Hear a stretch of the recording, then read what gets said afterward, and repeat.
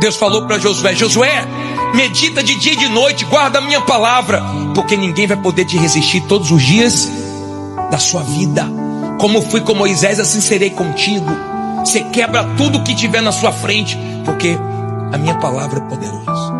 E eu já falei para vocês que vai chegar uma época que o ser humano vai ter fome e sede, não de comida, não de bebida, mas da palavra que hoje tem em abundância.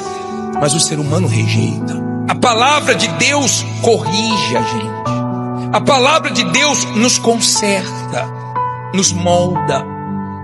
Quando você ouve a palavra, você enxerga o que você precisa mudar. E quanto mais você lê, medita, guarda, pratica, mais ela te muda.